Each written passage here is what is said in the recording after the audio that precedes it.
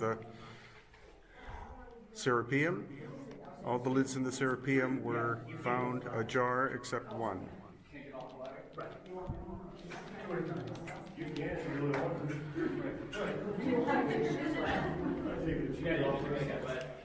And this is the other box. Does someone have a light they could shine here, please?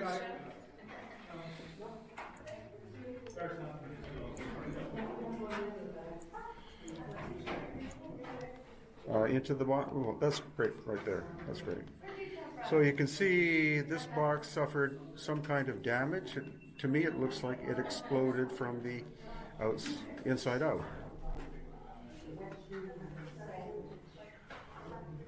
And this box as well is made of what's called dacite, which is not basalt. It is not a type of granite.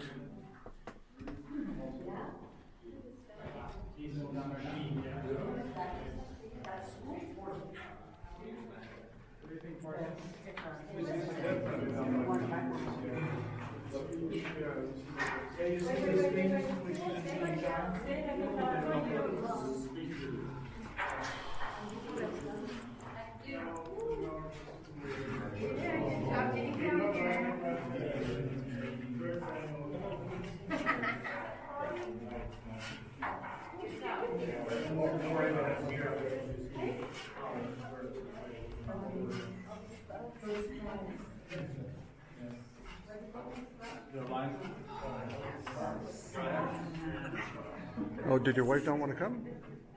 She did not. She's what? She has fear of heights. Oh, heights. Yes, just me. She said, go have fun. Good.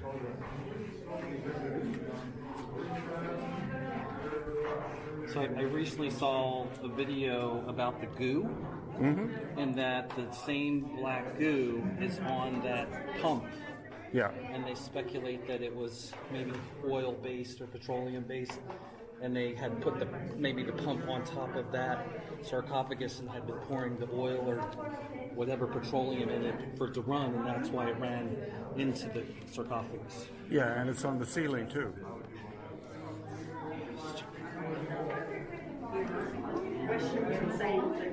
That's not a good competition.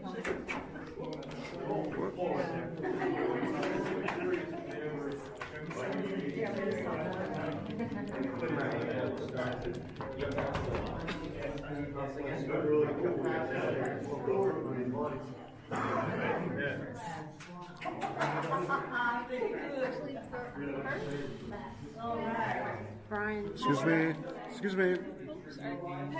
So here you see the tool marks are at a 45-degree angle. Very similar to what we see at Petra in Jordan and at Baalbek in Lebanon. Which one do you prefer? I don't know.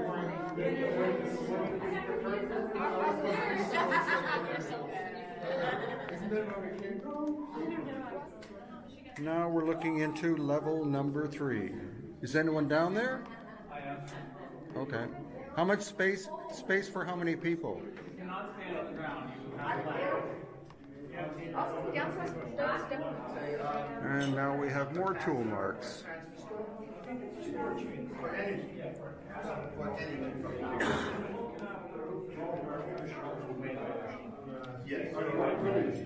Again, most are at about a 45-degree angle.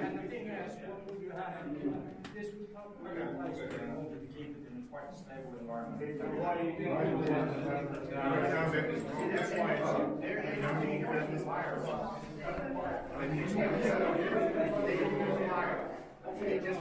So this is my third trip into the Osiris shaft. The first time we came, we were allowed to film everything. Second time, we were forbidden.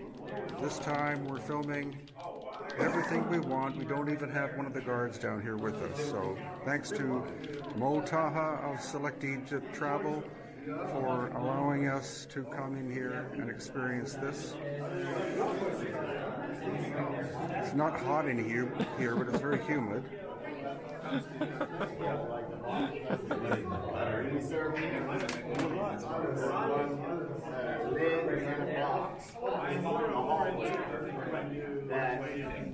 Longer than this.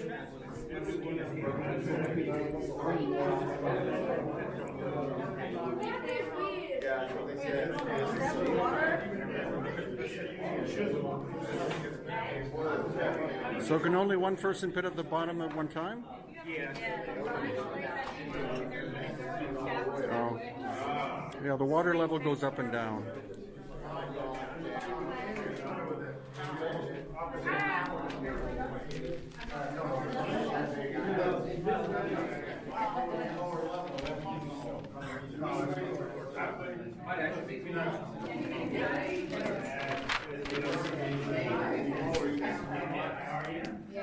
Our geologist, Susan Moore.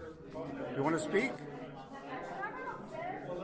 Streak of something in the very back there, and that I think is what I what I mentioned in my lecture, the chelated iron cement that's come through here. And as we're walking back up the causeway, you can see that running down the causeway. And what they were doing underneath the pyramid, or how to access it, or if that was important at all, remains to be seen. But I think it's something that just fascinates me that it's there. Anyway, the box in here, it's more of a crude box compared to the Serapeum, and we'll see the Serapeum boxes tomorrow, and they are bigger and just done perfectly. Yo, Christian, what's up, man? Now, as to the material, What is up, if Christian? How are you, buddy? call it a daysite, it might be, but I haven't found any literature in them telling me why it's a daysite. But you do find daysite, which is a volcanic rock in the eastern desert. So it's possible. But you know, we're finding an awful lot of gray boxes that have been painted black. Now, the goo that you're sniffing right now, What the hell? we actually were able to analyze a bit of it, but it was a small piece, so we didn't get a full analysis. But the analysis of it is a hydrocarbon. And because we didn't have enough of it, I asked the fellow who deals with hydrocarbons all the time, I said, what kind of hydrocarbon do you think it is? And he said refined. So he thinks it is Modern. modern. And when they pump out the water in the bottom, they have machinery in here, so it makes sense that that's what it could be. The same goo is on that pump right there too, so they probably placed that pump up Well, there man, no, buddy. and Hope poured you're the doing well, oil or whatever, Exactly. and that's what spilled inside the... Exactly, and of course, you know, I mean, you can't get a hold of any analysis of it or anything like that, but the fellow told me he was pretty sure that it was a refined hydrocarbon. Okay, and when you go down to the third level, there is a box in the middle. For those of you who want to be brave, you can take your shoes off and you can very carefully climb down and get on the box if you want to. It's just an option.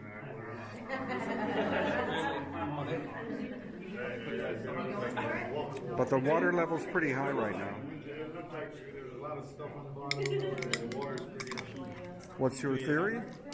What's your theory? Well, I think this is an controlled environment. And I think we have machining everywhere, so I think it was machined. And I think it connects to the pyramid, and maybe I... Good, man. Good weekend, buddy. Thanks, man. Hope yours was In the good, too, man. boxes? Yeah, that was maybe used in the pyramid, or there were products. It was alright. Hope you're doing well, too, man. And we saw the iron coming through, and we have a little... We are guys who have a theory. Oh, okay, great.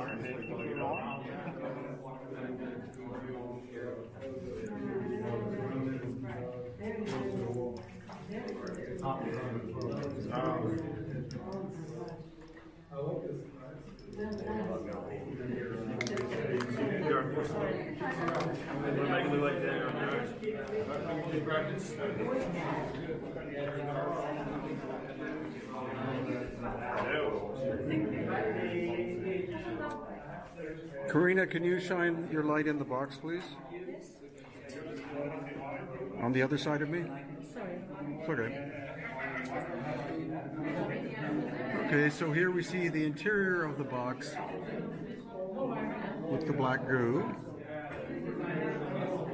It looks like it's intact. The mystery is, why is the lid ajar? Did they actually have a body in here at one time and took it out?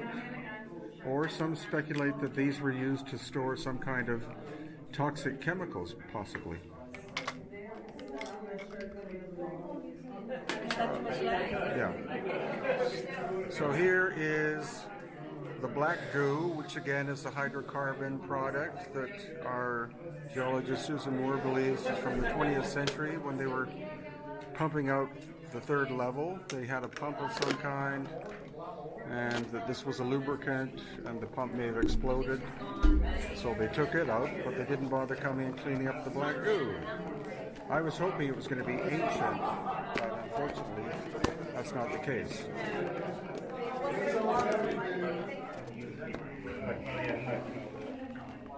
So the conventional belief is this is a dynastic construction. That's completely nonsensical because it's cut into the bedrock 3 levels down under the Giza Plateau. And also, in general, there's a causeway that would go from, or that does go from, the pyramids down, but in the case of this one's at an angle. It's not a 90-degree angle, it's a different angle because it's believed that the Sphinx was constructed first and then the pyramids were built afterwards.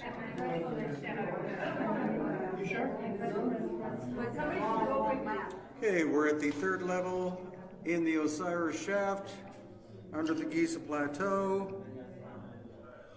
This gentleman is literally swimming around in here. Again, there is evidence that there is a tunnel at the backside on the right-hand side that connects with the tunnel system that we know exists under the Sphinx. The Sphinx is hollow, and there are many, many, many tunnels under the Giza Plateau, most of which are not accessible, especially to the general public. But we do know that they do exist. We do know the Sphinx is hollow, that there are different entrances into the Sphinx that take you underground.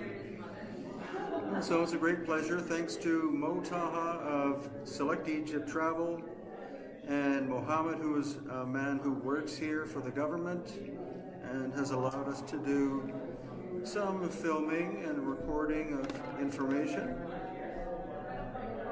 It's a great honor to be here in the Osiris Shaft, under the Giza Plateau, under the causeway of the 2nd pyramid of the Giza Plateau.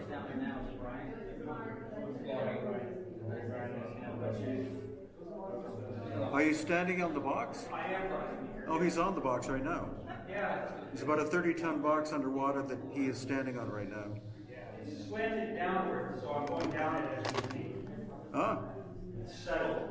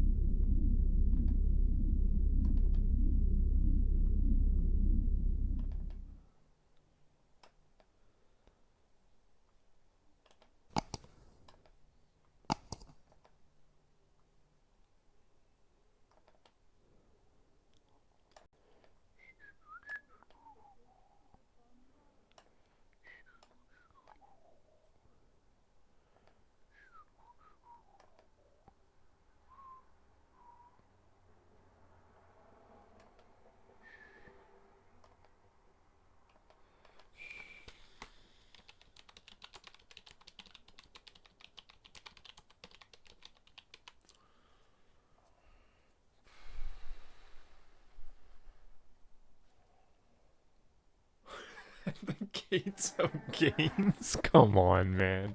Okay, we're slowly working our way out of Seti, the first temple,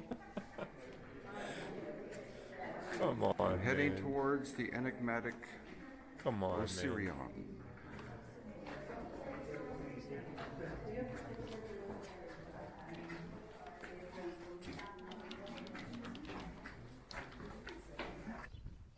this is the Come on, Osirion.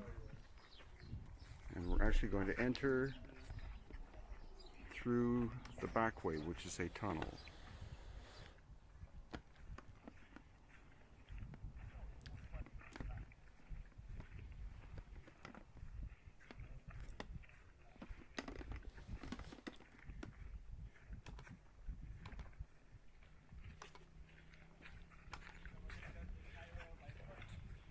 You finding pottery? Great. So we're entering the back way into the Osirion.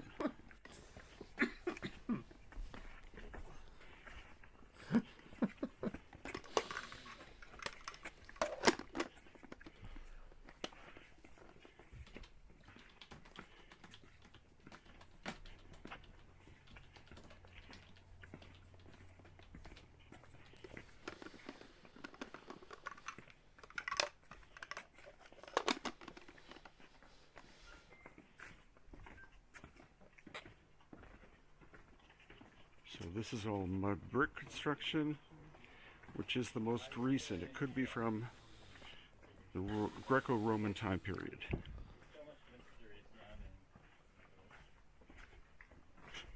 Oop.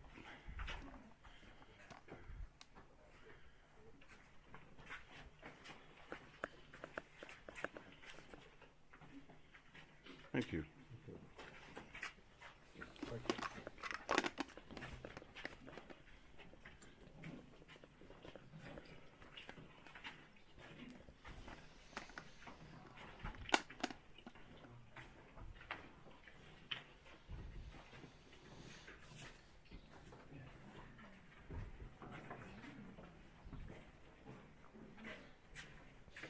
It's too funny, man. It's so funny.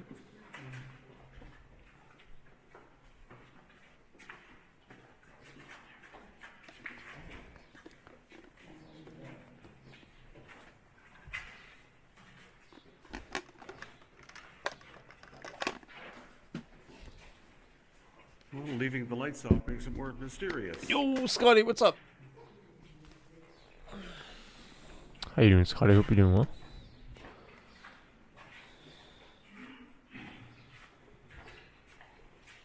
Nice to see you again.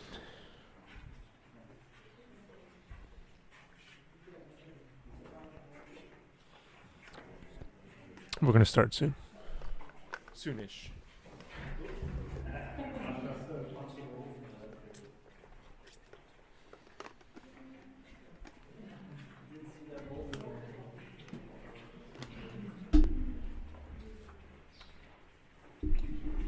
Good, doing well, Scotty. Doing well. How are you, man?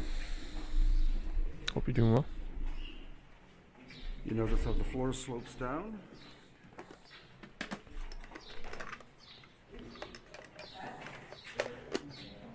Yo, Stash, what's up, man? Everyone's here. What's up? What's up, Scotty? What's up, Stash? What's up, Christian? Thank you, everybody. I'm not even doing anything, and you guys are here. I appreciate that.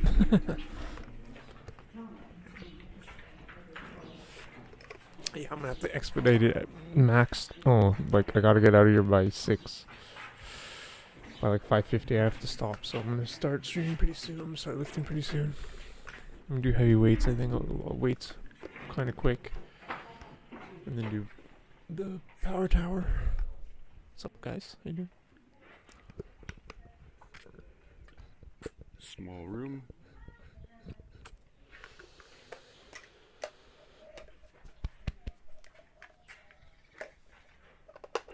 Stash, I'm really digging Breath of the Wild, man.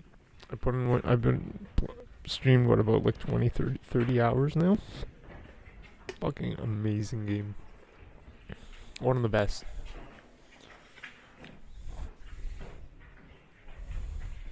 Link is a little Do you see the awkward saw to cut move on though. top? That's the biggest one I've ever Link seen. is very goofy. Like 12 or 14 feet long. Maybe it's just me. Maybe I'll just get over it like with Ocarina of Time, because Ocarina of Time, Link's movement's pretty terrible. We just get used to it.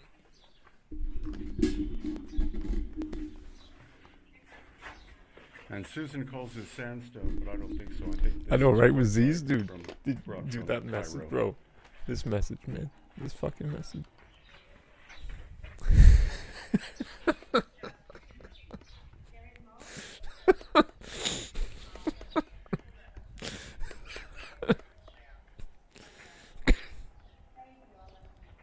It's too much, man.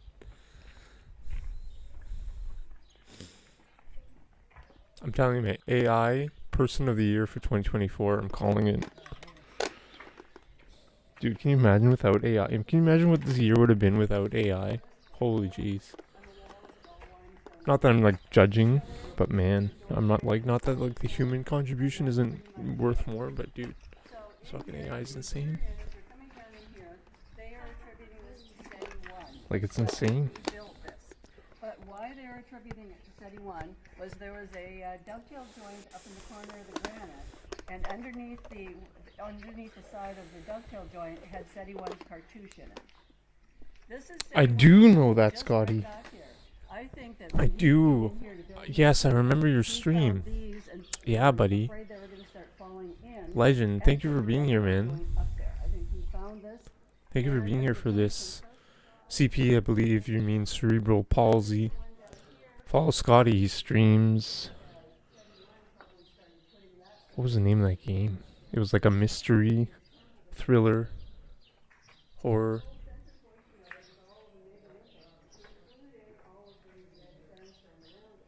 I do know that, man. Thank you, man. Dude, I appreciate you here. I forgot. Yeah, I forgot. Sorry, man. I forgot the name with the person when you first said, hey. Now I link them. Thanks for being here. Hey, you know what, Maxo? Do your best with whatever your challenge is, right? We each have... I have a friend who also has cerebral palsy. My friend, dude. I have a friend who follows me, Toby. Let me follow this on Instagram, dude. I don't know your ability. I don't know how much you can do. But let me show you, my friend.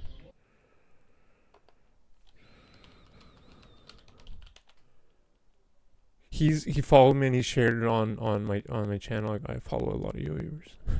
Anyways, right. What am I doing here? Toby.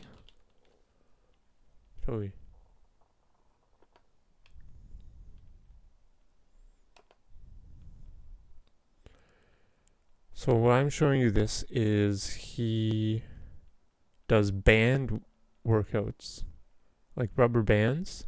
Yeah, check this out. I don't know your ability, but dude, so he does a lot of band work. How do I make this full screen? How do I make this bigger? Why? Why is this tiny? Oh my God, Instagram is so terrible. Like, why? Whatever. I don't know if you can see it. It's like tiny in the video.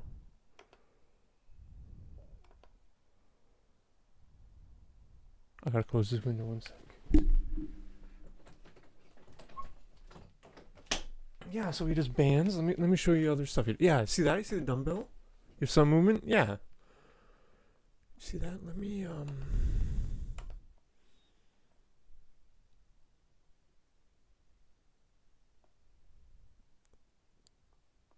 Hey bro, it's an honor that you're here, man.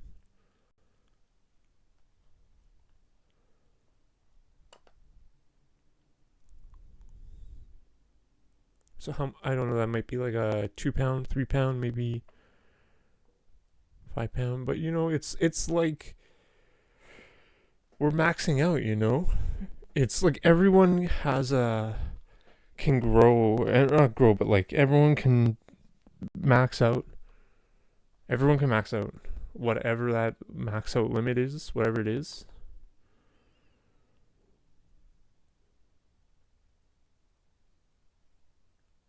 For sure. We do that with cables, right? With like machine, you know, the machine. Same type of thing, but he's maxing out there. So when I say max out, I mean like you're able to push yourself. If you're able to do that, Yeah, interesting. I mean, I'll share. I'm not sure if you're in Instagram. I mean, he's on here. He's shared his profile with me before. I'll share it with you. I'll share it in chat.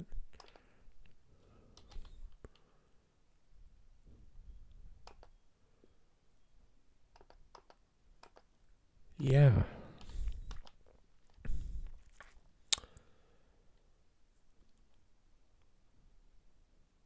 Do I have a six pack? Not really. I'm not Z's. That is not a photo of me. That's a photo of Z's, if you didn't know. I could show you, but I don't have a six pack, no. I do not.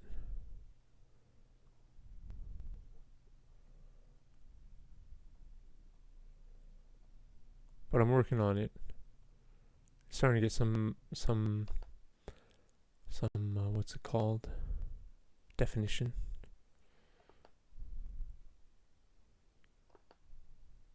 Like, see this band work? See all those different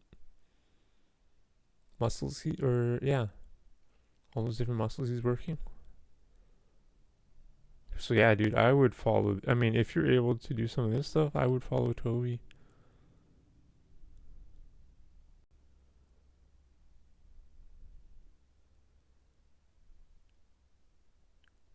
Because this is different. That's different. Look at this. Shoulder work.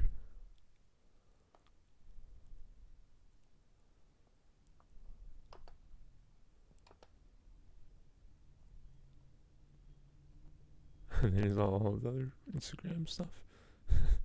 Oops, we're going too deep.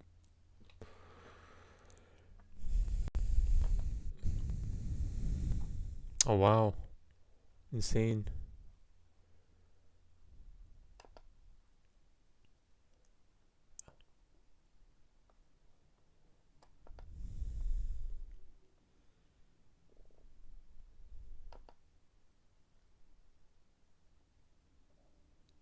At the beach. Yeah, he posts photos on the beach and stuff. Alright.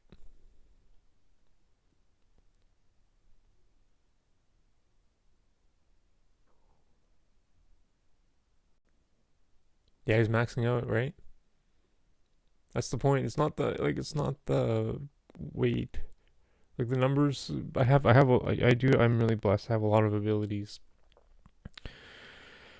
But it's like everyone, that's the beauty of lifting weights and working out, because everyone has a max out in,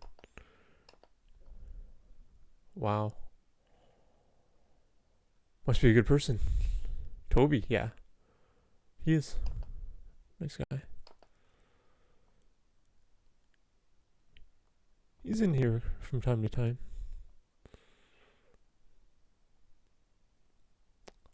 I mean, I can show you I don't have a six pack. I don't want to be weird, but I can show you. If that will make you happy. Thanks for being here, man. But no, that's not Z. Like, that's not me in the photo. That's Z's.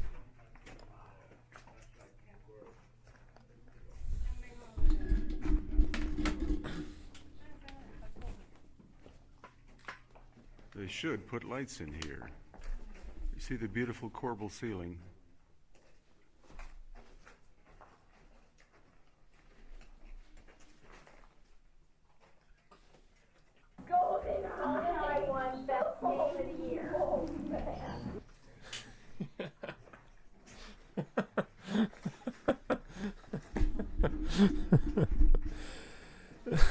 No, you can come through. Come through. That happened so quickly. I don't know if you caught it. I hope you caught it. That's the N64 kid. Yo, never forget how important you are, and that the rarest Pepe is you. So what's the point in me saying anything? But yeah, follow Toby. Did I paste Toby? I did paste Toby's account in here. Right, but like, for example, it's not even the amount of weight, right? Like, Stash, who's in here, he's working work, whatever. Like, he's more jacked than me, and I think I might be lifting overall heavier weights per set and he's more jacked than me. You know what I mean? It's not like it's not. That's kind of the point, you know. Okay, better. Thanks, man. Thanks, buddy.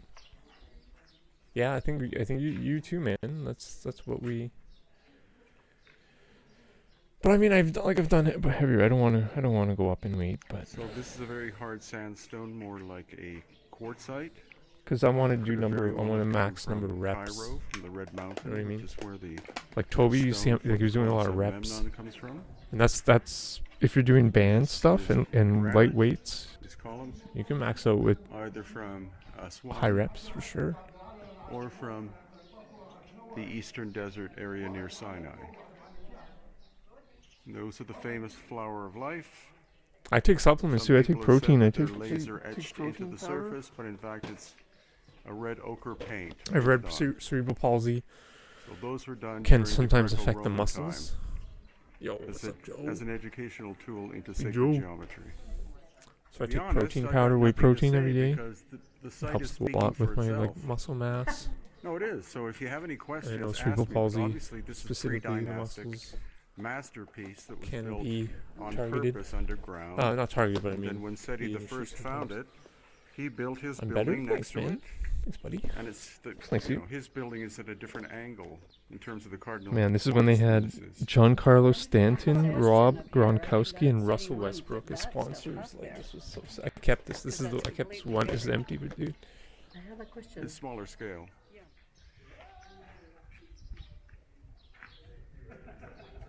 This is fucking amazing. Yeah, and just to be now they have honest, like I've no got nothing to sponsors. say about this anymore because it's.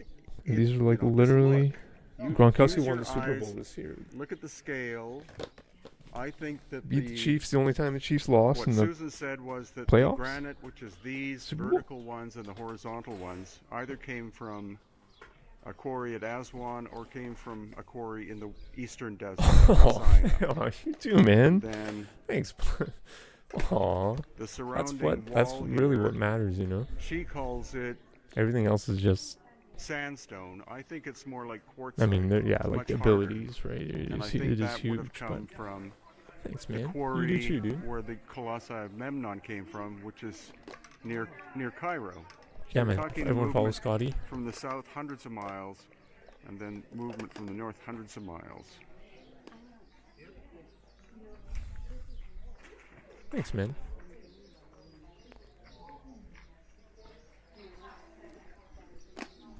You warm my heart before we start lifting weights. We're gonna do it now. 420. All right. I gotta be done here by 6, so let's get started, I guess. In a second.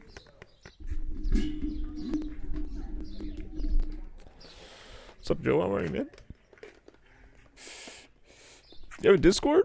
Damn careful walking across this. Paste it. Do you have the link? Is it in your bio? Is it in your bio?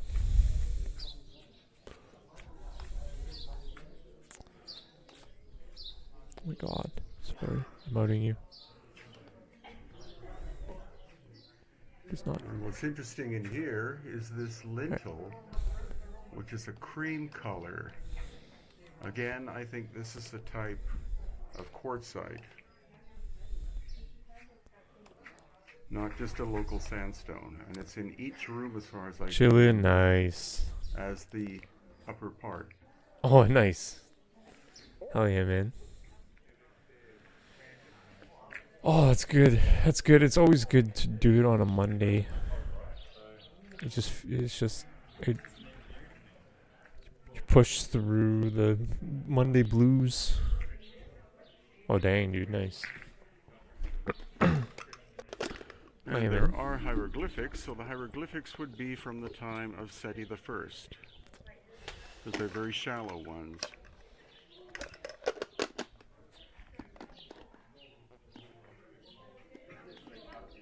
Look at the size of this intact vertical block of granite. Yeah, Scotty, paste the Discord invite in here if you want.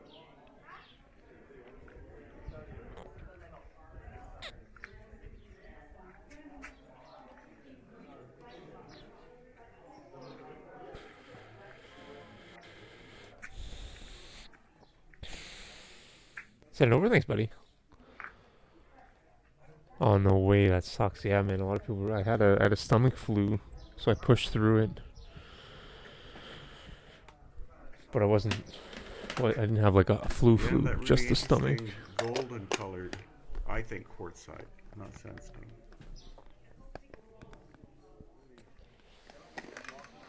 Thanks for being here, my friends. Like honestly, I'm really lucky. It's just literally me sitting here. Excuse me, Fred.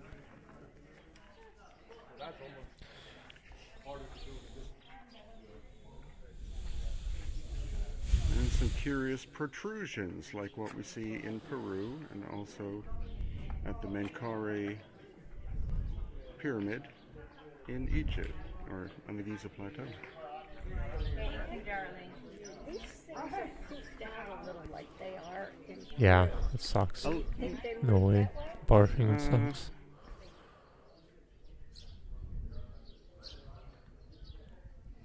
I did I worked out a lot. I metabolized it. It wasn't that bad for me though. strange depressions like we see at Sacsayhuaman in Peru.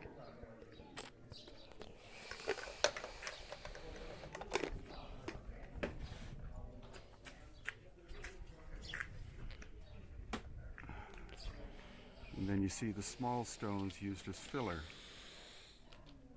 Probably was a flaw in the original stone, and so they had to fit these small pieces in, but they fit super tight.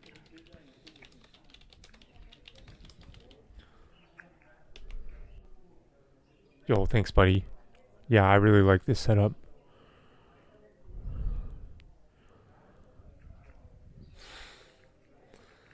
Yeah, man. Pretty nice. 1 inch bar. I'm not lifting that heavy, And the so shear like I sits don't in need there. that many weights, which doesn't make it too expensive. I just have a bench, and this I got off Amazon. It's I paid $120, but I'm sure it's worth or costs a lot more now for these things. Not each, for both.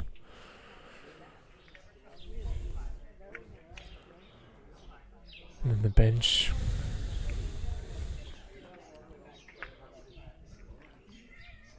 Thanks, buddy. Yeah, I like having it here at home. I love it at home. Like, I don't think I'll ever. But I'm looking at myself and I realize if I go to the gym, I would be bigger. It's just kind of like a rat in a cage type of thing. It's weird. Honestly. I honestly think that. Maybe if I have heavier weights, but I don't know. I think if I just go to the gym, I would be bigger. Hieroglyphs Maybe that's not right. from the dynastic time I don't know. period. Probably from the time of Seti the First. Oh, nice. Fuck yeah. The home gym revolution. Insane. Back up, yeah. Going out of it. They could do all the machine work. And the water and everything you got. Thanks, That's man. how you come in, because I think they have a technology class. With the lifting, is that like you lift it and turn it, squeeze down and do the and then they have probably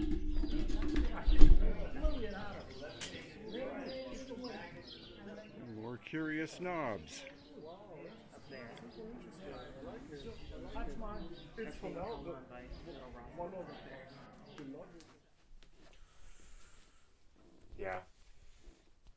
Nice.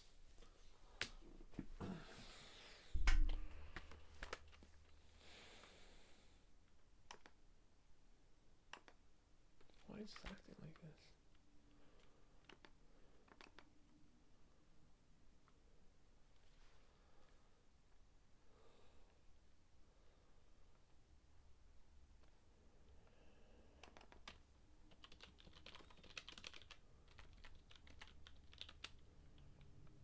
Actually, no. Let's watch the Brian Forster in Peru. This one's insane.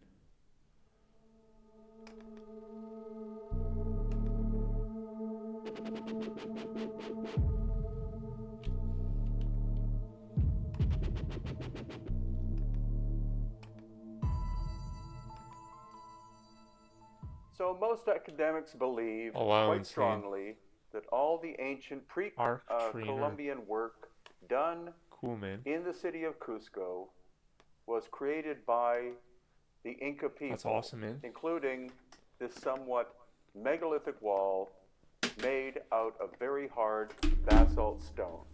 The Inca only had bronze tools.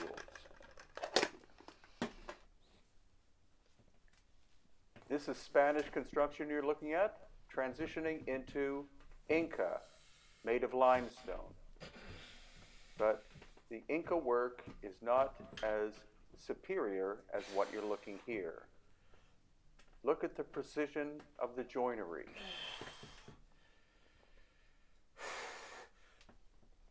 This megalithic wall was made out of granite from a somewhat local quarry. But again, the granite is much harder than bronze chisels. This is Spanish construction, as you can see, quite sloppy.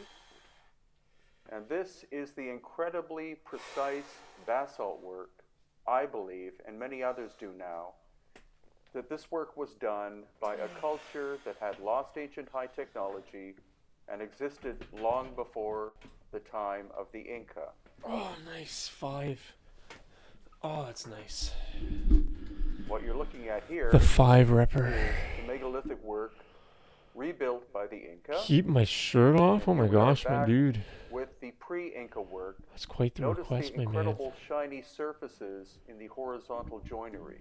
It Oh my looks gosh. either like it was polished or possibly even intense heat was used in order to fit the stones. I'm assuming. And here, in this other ancient Yeah. wall, we see I possible will do that. signs of catastrophic I damage appreciate it. created by heat, possibly I'll by do an that. ancient cataclysm or even heat strike from I'll the sun. do it. It's okay. I don't And know this when you wall arrived. tells the whole story. Notice the megalithic granite blocks on the right. I don't know when you arrived, Joe. On You the gotta read left. the whole convo up. And now we're Like- inside of what is called the Coricancha. Yeah, dude. Again, a basalt construction. And look at the astonishing accuracy of the joinery. Again, could not have been done with bronze Oh, tools. thank you. Thank you.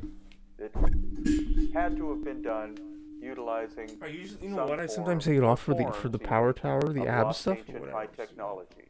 This work Honestly, would be with the very shirt off, I feel difficult like to do I today, grow bigger including too. this It's the tiny same thing, the stone rat in the in cage there. thing. I'm not even memeing. As we walk through the You just Coricancha expand again, more. we see astonishing accuracy. These walls average 3 feet thick, and there is no gap from the front all the way to the back. I might put it on if I get cold though, This just to be honest, bro. lintel, or this recess area, you can see is almost perfectly level. And here, in a side room of the Coricancha, we see different shapes that are not in their original places. And here, what has to be a machine drill hole. There's no other way this could have been done.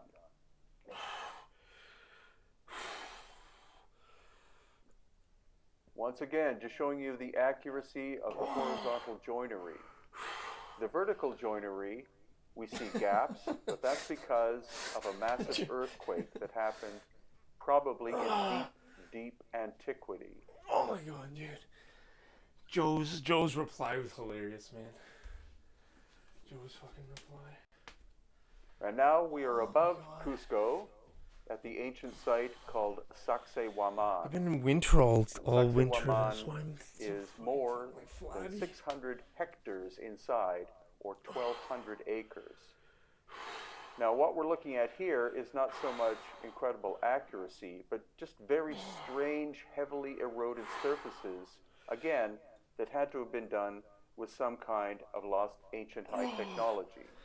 The stone here is limestone, but it has been metamorphosed, so it's much harder than bronze. And why were these recesses even made in the first place?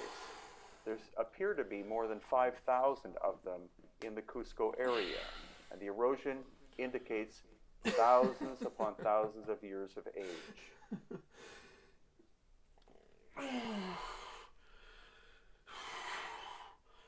As well, there are stories of tunnels in the Cusco area, ancient tunnels underground that go supposedly for miles upon miles.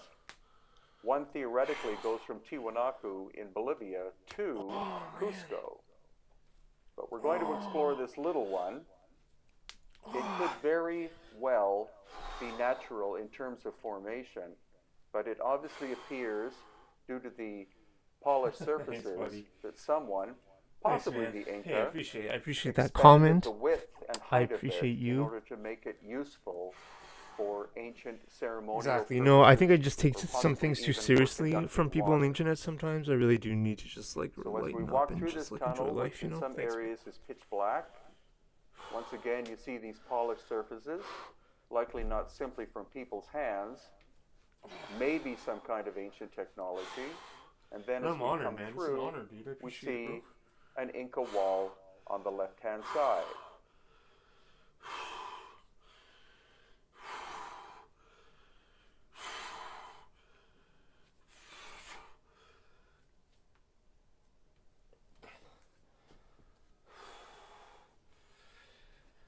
And once we come out of the tunnel, again, there are many strange, ancient, cut and eroded stone surfaces.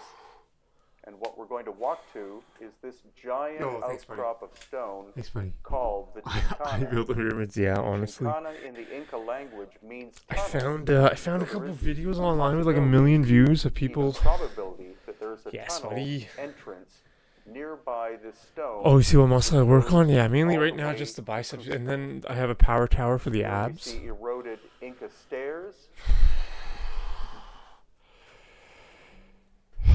But And now summer's we're coming, looking man. down at the massive Like Chincana I've done shape. no cardio this The Inca winter. would call this a huaca, which means sacred place. And again, there are many of I them. found a video that was like 1 million views, hating on Graham Hancock and everyone making fun of As him. we They're like, approach and the everyone was so Chincana, sure they knew again, how you they see built the all of pyramids. eroded It was and insane. carved surfaces I was like, in these the people have no idea about how they fucking built limestone. them. Are they actual ceremonial You staircases? can't just say that you There know, doesn't like seem it's to be crazy. a true pattern with them. And this place, possibly 1 out of 1,000 tourists will see. It's very close to the huge Sacsayhuaman wall, and yet most people, most visitors, don't even know it's there. That's why it's good to come with Hidden Inca tours.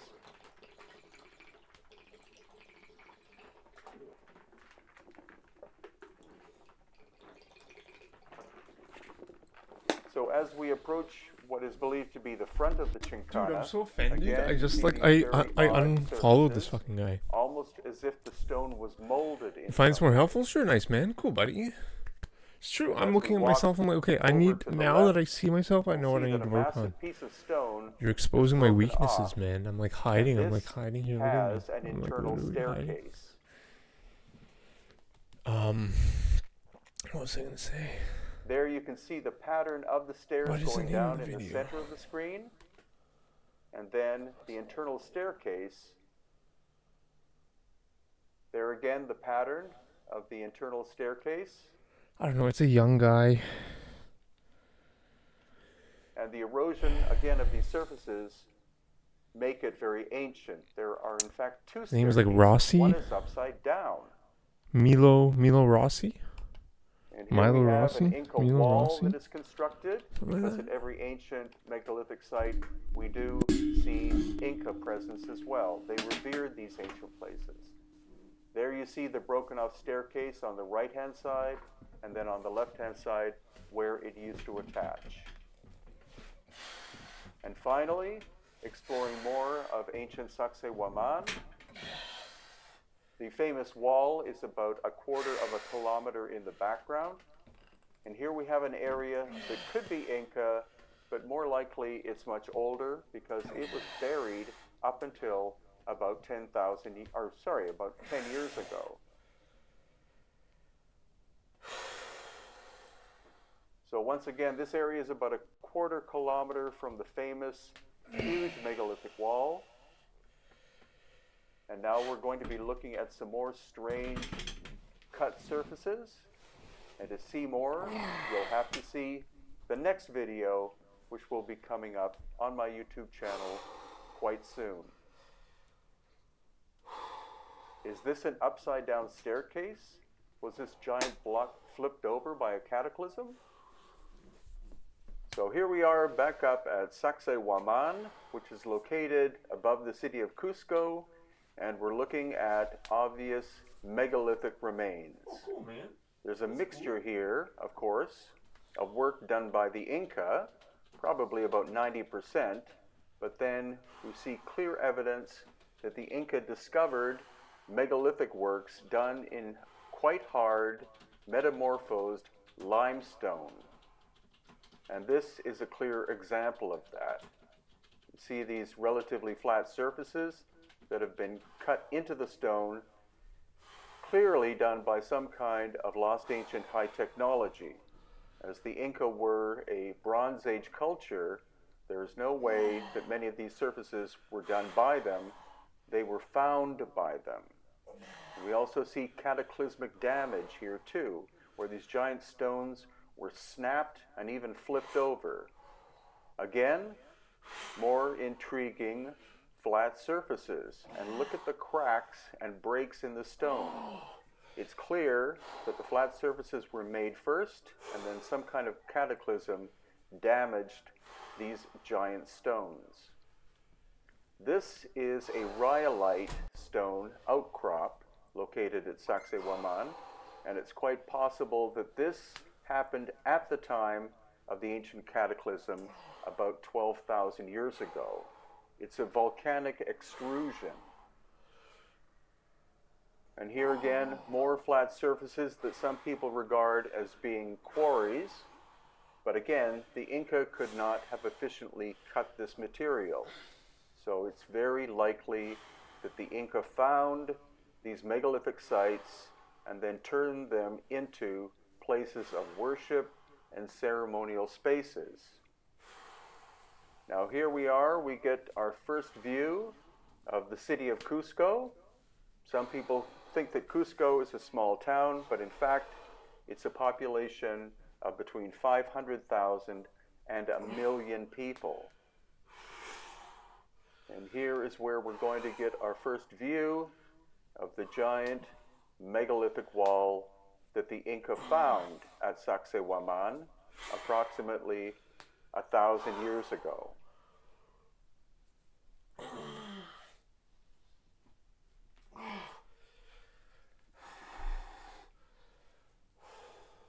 Now, some people call this a fortress. That's actually something that the Spanish conquistadors described it as. Man. But we do not know what the Inca I used honestly, it for. I think And of course, everybody we do not know what the thinks original that. function was. It could have been a fortress. I definitely spend or time. maybe something much more complicated. The acoustics here are really quite Oh, that's why you want to profound. study the human So body. was it possibly made as a ceremonial center? That's a great by idea, the man. megalithic builders? I Now studied we're going to genetics. see how big these stones are. I don't know if it's a People in genetic, comparison to the if it's size localized to a of these gene. giant We could do some stones. research. Again, it's We'll metamorphosed literally do some research right limestone, now. so it's much harder than the bronze tools of the Inca. In terms of scale, some of these stones weigh 40 tons, and there are at least two, such as this one, that weigh about 120 tons.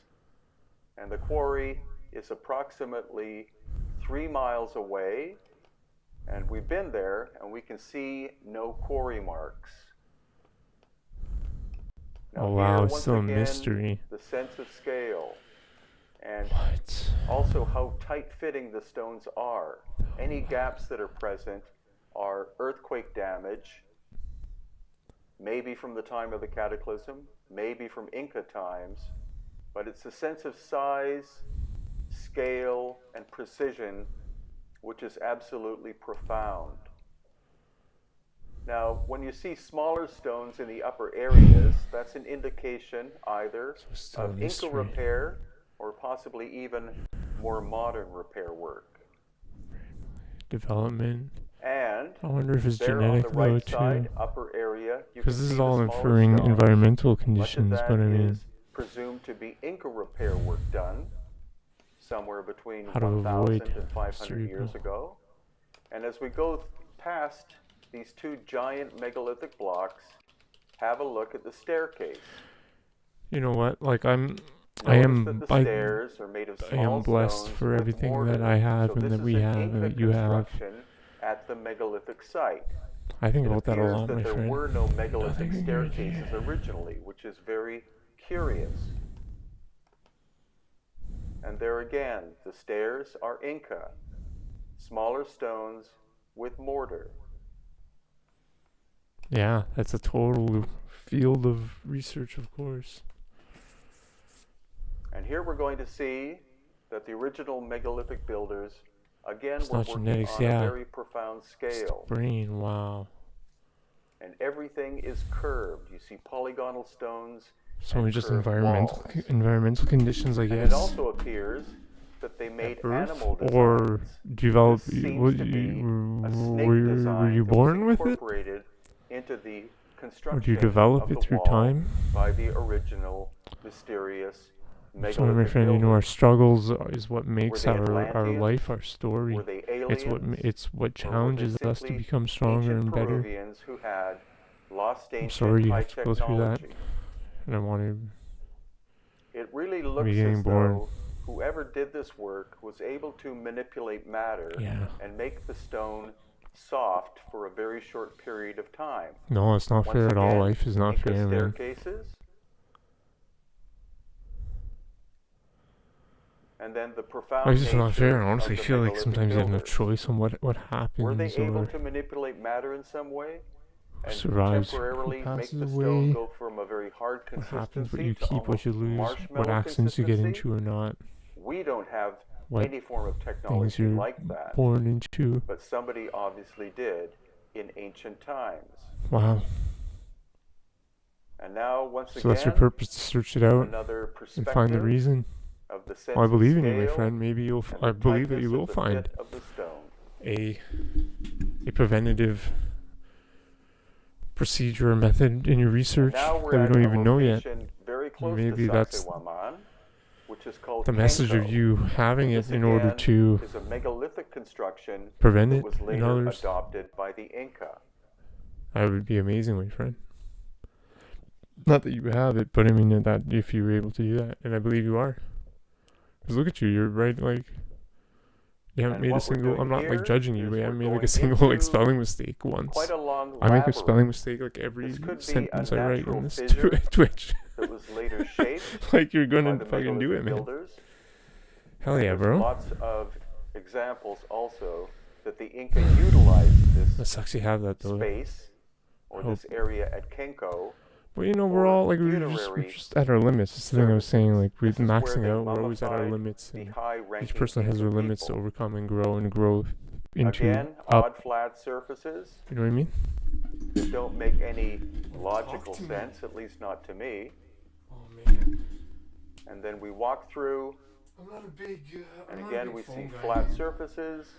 I don't know, no man. evidence of tool Like, marks. yeah, I mean, join my Discord and then like I'll think about it. Not that I don't want to talk to you. I just don't. I'm not a big phone guy. I mean, And there, sure, in the maybe center, sometime in is the a curious future, but knob. What is it for? all right. Thanks, man. And another part of the labyrinth at Kenko is where the Inca did their funerary services. They did mummification on what we'll see as a massive polished slab. Again, they found it there. They didn't make it. But the Inca were very pragmatic people, and they would take an older construction and utilize it for their purposes. So there on the right is the shiny slab used for mummification. All right, I'll be right back. And now out we go. I'm putting my shirt on 'cause it's cold. Kenko is a massive, almost hill of one single piece of stone with lots of surfaces carved on top of it. And as we walk through the city of Cusco, you'll see how complex the stonework is. You have megalithic work, then you have Inca work, and then you have Spanish colonial.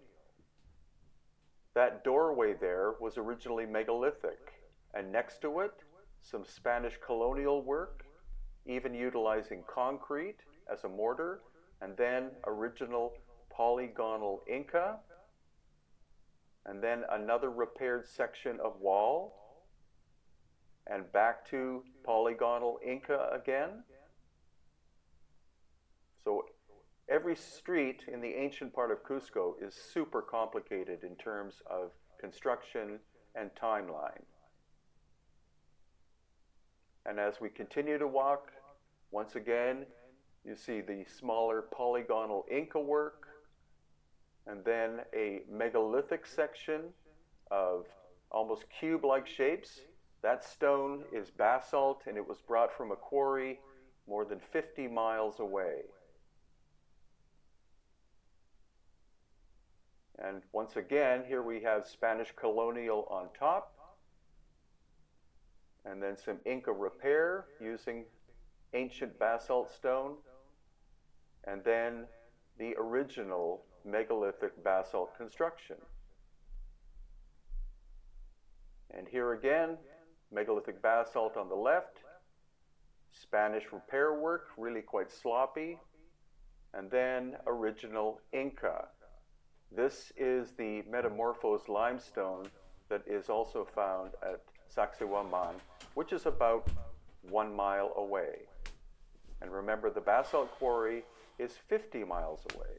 So when I see And this wall appears to be a reconstruction effort by the Inca, utilizing the basalt that they found, the damage from, again, an ancient cataclysm. Okay, man, cool, buddy. Cusco is much older than the Inca.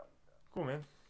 And finally, what we're going to see is something that most people do not know about, and that is that the Inca had a glyph system. You see those squares? Those are called tokapu. So that is the glyph language of the Inca people. So first of all, we're at what is called the Inti Punku, located about an hour's drive south of Cusco, Peru. It's also known in English as the Sun Gate, and is a combination of megalithic construction, which the Inca found about 1,000 years ago upon their approach to Cusco, and they decided to rebuild it. So the large stone work is the megalithic basalt work that they found, and then the smaller stone work is what they added to the site. You can see the obvious difference between the Inca work on the left and then the megalithic work in the background. And you'll also notice that the megalithic work has some major cracks and possible heat damage, so it may have been victim to an ancient cataclysm. This is one of the greatest sites to see the obvious differences between Inca construction and the megalithic work that they discovered in the Cusco area and Sacred Valley. And each of the megalithic sites they adopted and then rebuilt, leaving the megalithic aspects intact. Look at the tightness of the fit of these stones, almost perfect. There are the curious knobs on the left, and once again the comparison between the Inca work and the megalithic work. So what does everyone think? You said it's missing its legs, right? Yeah, So it's just a small child, right? I know, but look at the size of the head compared to the torso. They're about the same. No, they give you the impression Doesn't make it's a sense. baby, like on YouTube. Yeah, but a baby won. I mean, it's a little older. And you say it takes 4 years to the information as gold as height. Looks like it's almost wanting to be in the fetal position. That's how I they used to, suck it they up used to to large. bury him that way. And you see the fontanelle Does it have is normal big number of open. sutures? Yeah, but it's missing 2 sets of ribs. What is on the right side? The left over there. Oh, that's a fetus that was found with it. Oh, okay. So this is like. Mm-hmm. So, do DNA on this one? Yep. what is Mother was Native American. And you don't, this is where you don't know who father was. Dad had red. No. So, any thoughts as to what you're looking at? Definitely. I'm looking outside to have a fontanel who is really open. Hey man, you're a nice And guy, dude. he must have been born like You're a nice guy, man. Mhm. You're a good guy, dude. and how Appreciate it, man. to get him out with this big head. Well, that's the question. It was very painful. Birthed by a species that Nope. that has a big head. And if No, they- but the mother was Native American. Was she? and if this was Haplogroup brain of B4. deformation, We don't know if have Mom a- even been survived. Well, Waikiki has been DNA tested 3 times. First by a Russian crew that did not give the results to Senor Renato, who was the caretaker. And then by a British crew who took some of the sections of ribs to be analyzed, did not give Senor Renato the results. And finally we tested Waikiki, and it turns out her mother was Native American of the haplogroup B4. So what was her father? We're going to do another DNA test probably in November of 2018. And we're going to attempt to see if we can detect the DNA of the father, which is the nuclear DNA, and also the mitochondrial, which is the mother, to see if indeed it is B4. We're now at the Waro Museum, which is about a 10-minute drive from the last video segment you saw with Waikiki, the so-called human baby skeleton. And here we find ancient, what look like pipe parts for water. These were clearly made using some form of lost ancient high technology. They're made out of basalt stone, and they are a minimum of 1,000 years old. So the question is, how old are they? Thank you, my friend. exactly, Yeah, I am, and I am who really created blessed. them? You know, I do consciously am aware of it, right? I did have a head injury, and Once I'm really again, lucky here to is be another section. You healthy. see So I know, I that it's understand a the possibility right-angled of potentially have bent losing pipe, more. Like I'm half made deaf, out right? of But basalt other than that, stone. It has a male and Pretty female lucky. coupling. And then here Right. are some glyphs located in the Wado Museum. No one has been able to interpret what they mean. Again, they're likely to be at least 1,000 years old. man. And as far as I can tell, nobody knows what culture created them. It's a great little museum, a little bit out of the way, but about an hour's drive from Cusco.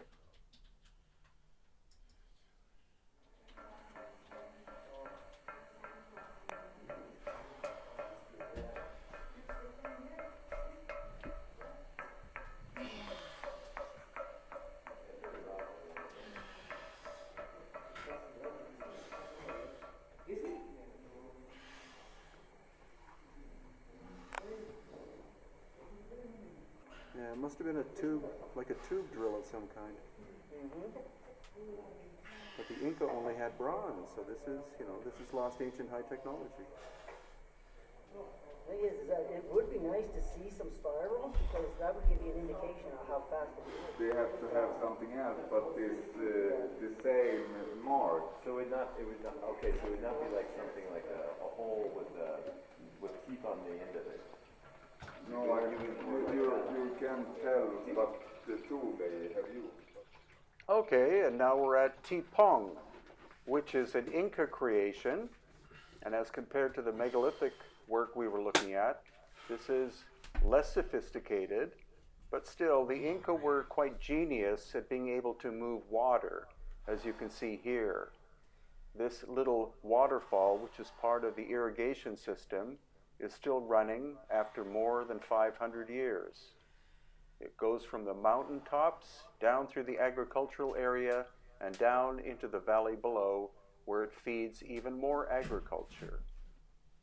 And here again is an example of an Inca wall construction. This is the second level at Tipong, and now we're at the third level. It actually goes up more than 5 levels and covers a very large expanse, but it shows the very hard work and engineering skill of the Inca people.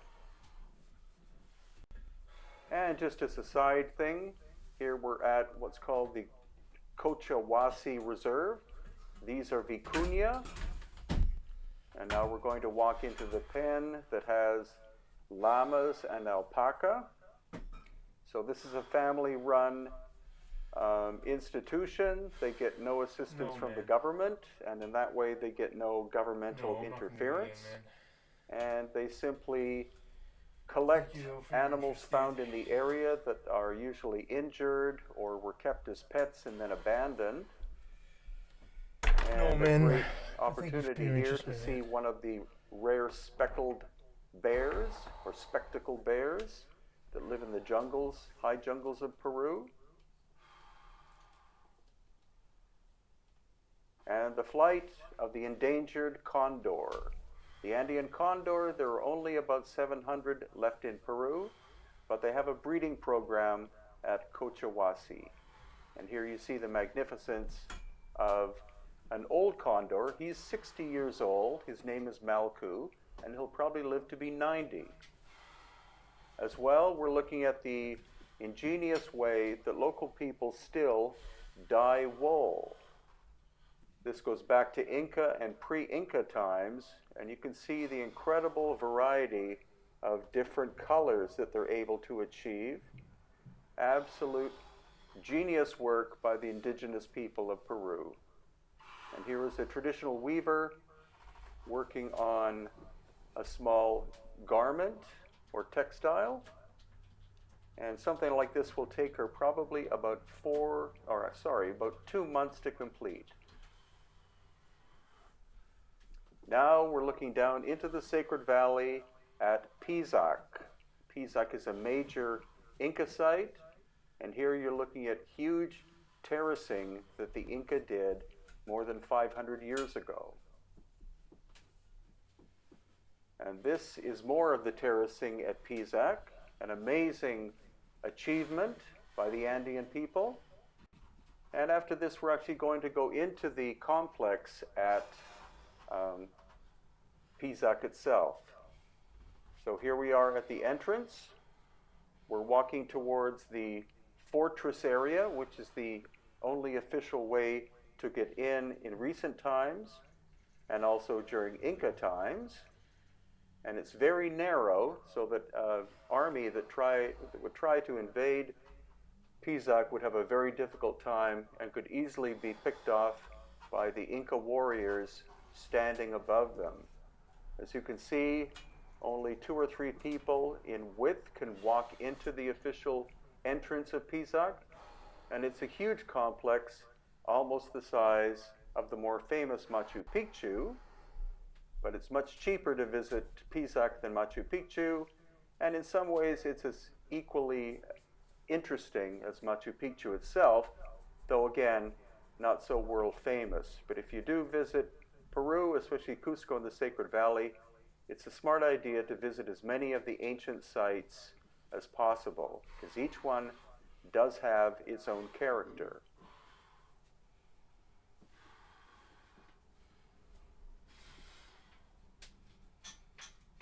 And now we get to look at the main agricultural terracing system at Pisac, and there is the administrative and royal center in the background. You can see how the Inca terraformed the entire area, an amazing achievement that would have taken possibly millions of man-hours to do. And this gives you a sense of size of each one of these Andeni terraces. They are between 8 and 10 feet tall, and in the case of Ollantaytambo, which is another ancient Inca site, the terracing system, each terrace is at least 12 feet tall. So again, an amazing achievement by the Andean people. And now, as with other famous sites such as Ollantaytambo and Sacsayhuaman and Machu Picchu, there is a megalithic element here at Pisac. So if you look at the wall right in the background, you'll see it's of megalithic nature. It was created long before the Inca using lost ancient high technology. The stone is not from this area, but it's from a quarry probably at least 40 miles away, and is very hard basalt stone. So the Inca found this megalithic wall and constructed their Inca Pisac around it.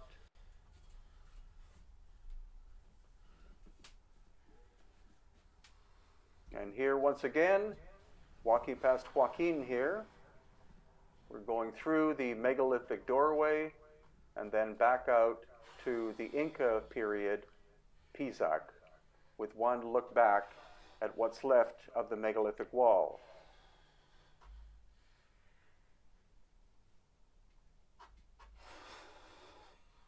So if you're going to visit Machu Picchu, definitely take time and also visit Pisac, Ollantaytambo, Sacsayhuaman, and more.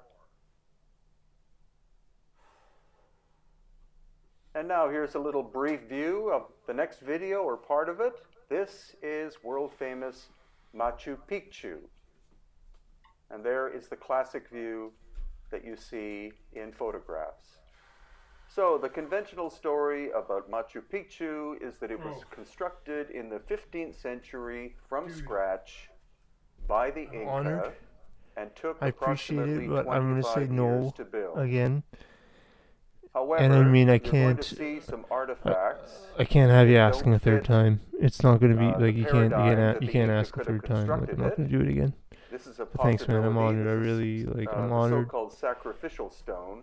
There's actually no evidence whatsoever that the Inca did human blood sacrifices at all. That was likely made up by the But I'm Catholic like, Church I'm cold. I don't to want to shame take the my shirt Inca off now. descendants. Thank you, my man. And now, this mountain in the background, which we'll see in a little bit, is the actual mountain of Machu Picchu. And here we see the sacred river below, called the Wilcanota, and that, of course, is the main part of the citadel of Machu Picchu. So there is Machu Picchu Mountain. So the name of the city has been forgotten. It's just that academics decided to call it Machu Picchu because it's located on Machu Picchu Mountain. And so what we're going to do is this is going to be a virtual tour of almost all of Machu Picchu. In order to properly see it, it actually takes a few days because it is huge in scale. This is just a portion. It's the main part, but just a portion of the Machu Picchu complex. And there is Huayna Picchu, the mountain in behind. Huayna Picchu means young peak. Machu Picchu means old peak. And again, another breathtaking vista of looking down towards the main ceremonial and living center. And of course, you see all of the terracing system that flanks all sides of this incredible place. So looking out at the other mountains in the area, down to the Wilcanota River again, and across to the main part of the complex, which we're going to be exploring in just a few minutes. And once more, just one more vista to allow you to see the magnificence and my head of the Machu Picchu area. Thanks, buddy. Great that you're here, man. It's actually highly likely, or most probable, that the Inca discovered Machu Picchu, and then they were so blown away by the mastery craftsmanship of the core area that they decided to make it a major center. So now we're walking down through the terracing system, and eventually we're going to approach the core part, and the core is where we find ancient megalithic aspects which the Inca could not have constructed, so clearly they discovered the core part, which comprises about 5% of Machu Picchu, and then they built over the course, most likely of centuries, the whole complex, because it is absolutely huge. So here we are walking down the main ceremonial road that actually leads to Cusco if we go backwards. And this is one of two major ways in ancient times to get into Machu Picchu. The other one is on the backside of Machu Picchu mountain and would lead you to the last Inca city called Vilcabamba or Wilcabamba.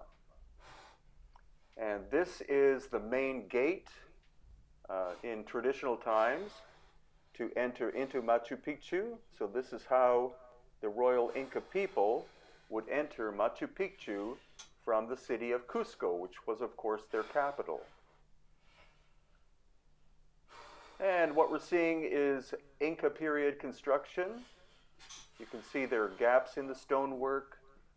There's some filling that was done with small stones and also clay mortar in some cases.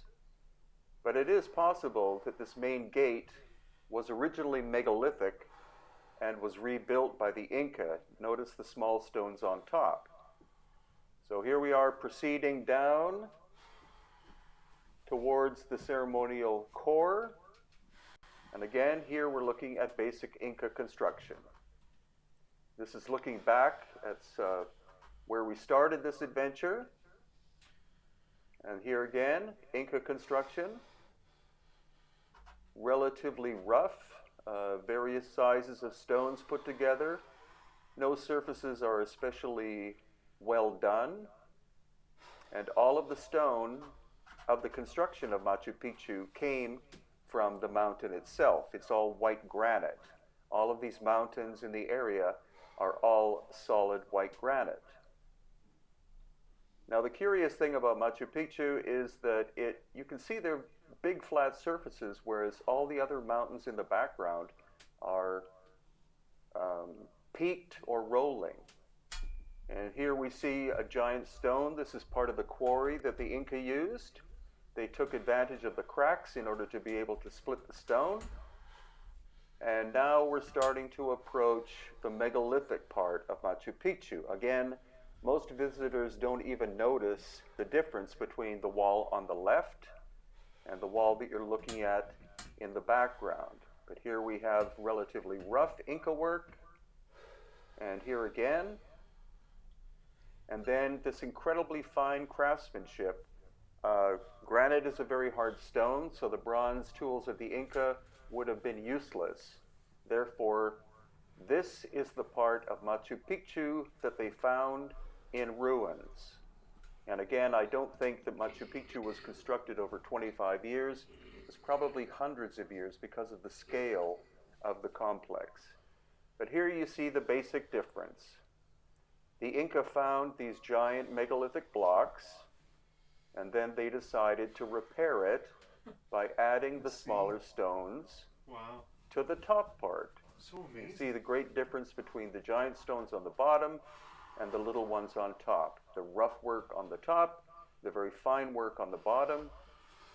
And then here, this is another part of the megalithic aspect of Machu Picchu. And there, again, relatively crude Inca work. So what we can see is that a giant cataclysm struck Machu Picchu in the distant past, before Inca times, and pulled all of these stones apart. They used to fit perfectly together.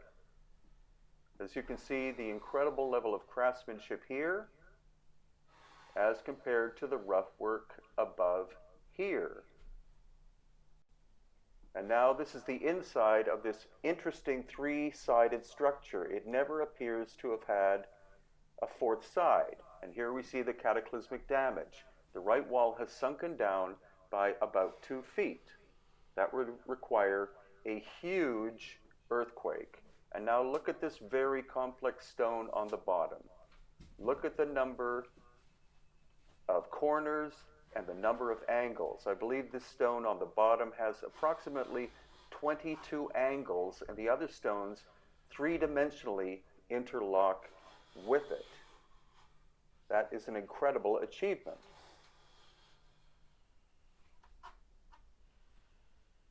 And then here we're looking across to the other side of Machu Picchu. This is mainly Inca work, but here we see the megalithic work that was repaired.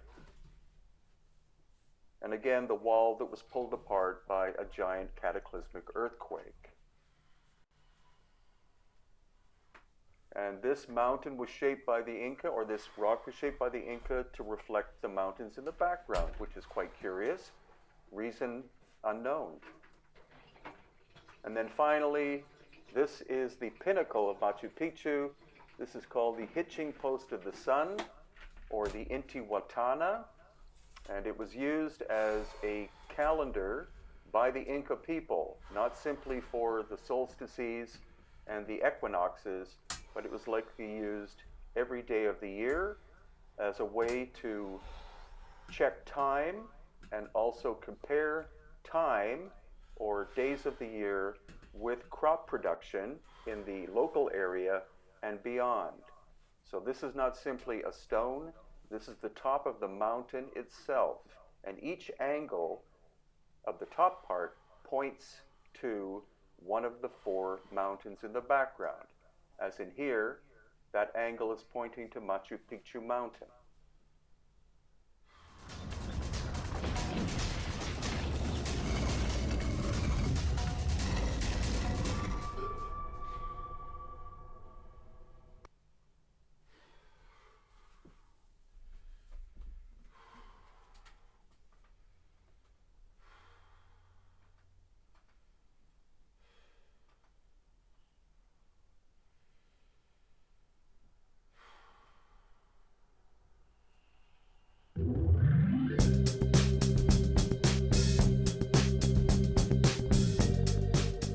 Machu Picchu is one of the best known ancient sites anywhere on Earth.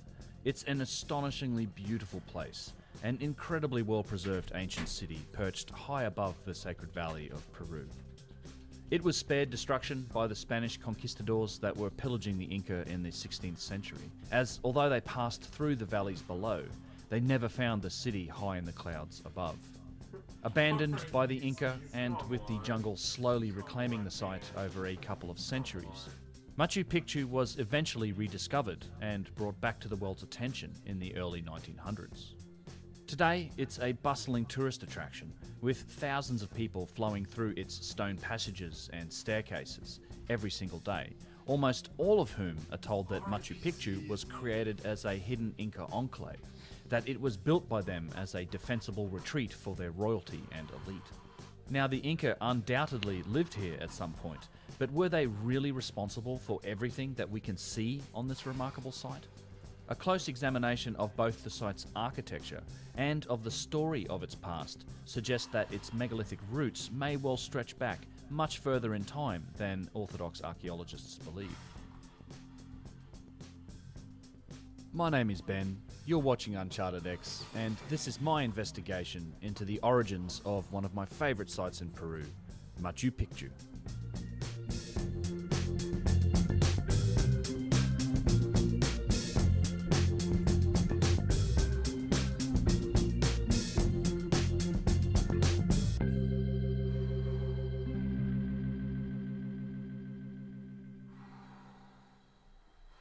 In this video, we're going to take a closer look at some of the features of Machu Picchu, and then dive into the history of this site and the story of how it was rediscovered by the adventurers and archaeologists of the early 20th century.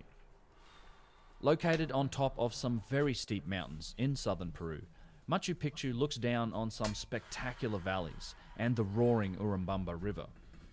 It sits at a height of around 7,970 feet or 2,430 meters in altitude. This actually makes it one of the lower elevation sites when it comes to the Sacred Valley region, and it's a misconception that I often hear, that Machu Picchu is at some very high elevation. The reality is, Machu Picchu is considerably lower in elevation than most of the other well-known ancient sites in Peru. Part of the charm of this place comes from the fact that it was built in the more tropical jungle ecosystem that really can't exist in the higher areas of the Andes mountain range.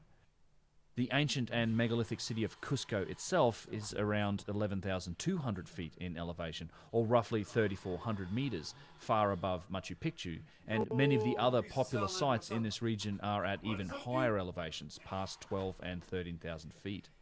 So if you're visiting this region sometime and you're struggling with the altitude, you might actually find the scenic train ride and a day at Machu Picchu under 10,000 feet to be a welcome relief from the mild altitude sickness that so many people tend to experience after they land in Cusco. It's really easy to understand why Machu Picchu is such a well-known ancient site. I mean, just take a look at it. They should put an image of this place next to the word picturesque in the dictionary. Machu Picchu's fame and beauty also mean that it's on damn near every tourist's must-see list, and the reality of this will not be lost on you should you also choose to visit the site someday. I do have to say that selfie sticks are a plague, people. Stop that. Today it's the busiest tourist attraction in Peru, with around 1 million people churning through it every year. It really is understandable why they come though, and although you'll need to brave these hordes in order to see it for yourself, it's absolutely worth doing, at least once. I've made the trip out to Machu Picchu a couple of times, and I definitely plan to visit the site again in the future. With enough planning and forethought, it's possible to manage the day such that you avoid the worst of the congestion, and there are several quiet spots along the various trails and passages where you can really soak in the experience without being jostled by other people.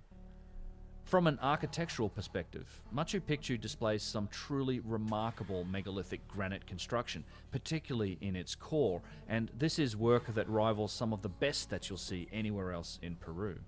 Precisely fitted together and featuring some very large blocks, the megalithic core of this site is surrounded by buildings of what you could only describe as a much rougher form of masonry style.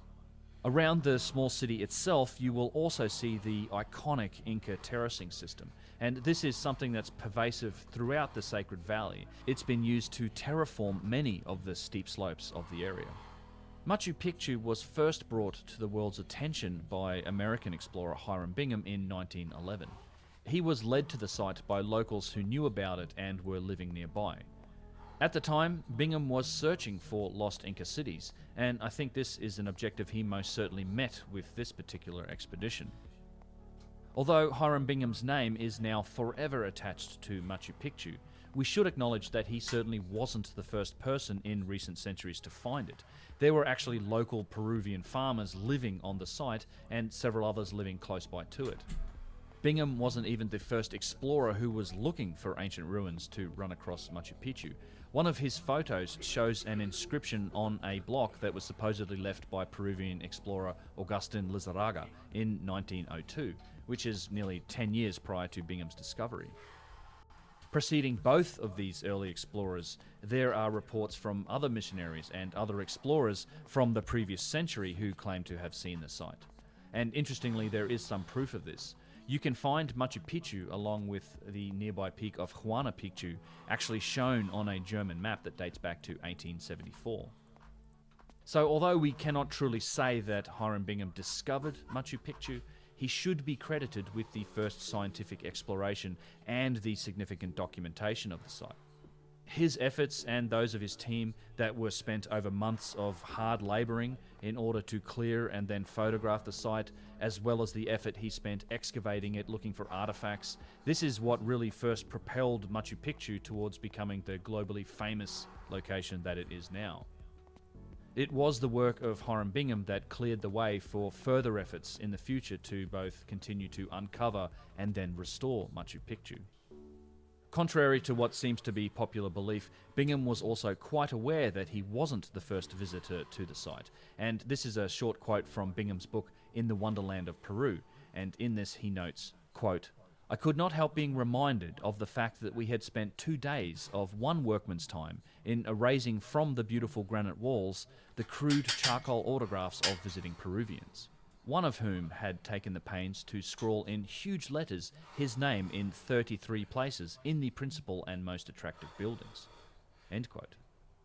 I think it's human nature to write our names on things and to claim them at some point, and I think this is a point that I may have made in a few of my Egyptian videos. Here is a brief clip from an excellent guide who was working with us on a trip to Peru in 2013. His name is Rogelio, and he's describing Bingham's quest to find the lost ruins of the Inca. So according to the history, so Hiram Bingham, who was a professor in the Yale University, who was really passionate about the Libertador Simón Bolívar, yeah, who make a liberty about so many countries like Peru, Bolivia, Venezuela places.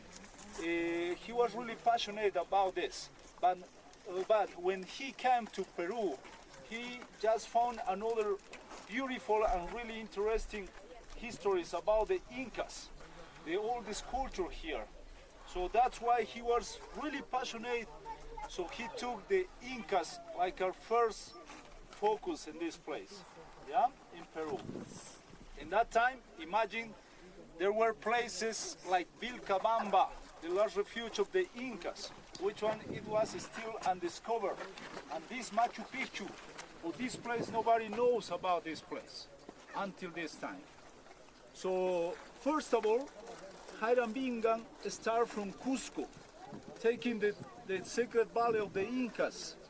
He was looking for Vilcabamba. He focused in that place. So where is Vilcabamba? Taking from here train, and after this bus take at least 8 hours to get Vilcabamba. And Vilcabamba, by the way, it was the last refuge of the Incas, where after the war between Incas and Spanish started, most of the Incas just ran away until this place, and they create Vilcabamba as a last refuge or last capital of the Incas. Yeah.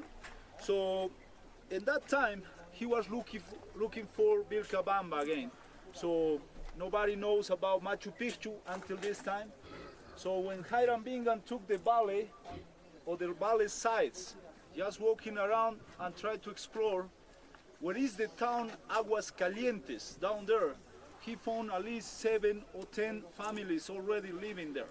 So most of these families were only farmer people. Yeah, now it's a city, a little town there. So long time ago, 1911, it was total countryside still. So when he arrived to these areas, so he started to ask for the locals, where is the Inca site around this mountain? And the locals answered him, Ajay Machu Picchu. What has been that? Up there in this old mountain. Actually, these locals pointing the mountain that you can see in the top side, up there. So is the name, the original name of this mountain that already this Inca site or this archaeological site has, Machu Picchu. Yeah? According to his book, he took like 9 hours from the bottom of the valley to access finally this place. Why? Because in that time there was no bridge. They have to make their own bridge. And after this carried the vegetation just to make their paths. Why? Because the original Inca trail, you can see the narrow lines up there, which one it was the big connection to get Cusco.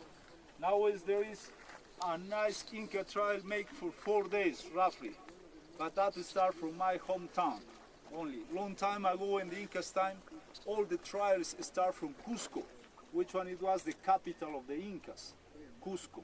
Yeah. So that's actually the big connection of that. Yeah. When he arrived here after 8 hours, so all this area where we are now with a lot of terraces, it was already cleaned up. Why? Because he found in the first time already 3 families living in this place. So these families, according to the history, according what he said in his book, Hiram Bingham, he said that these people were no locals from here.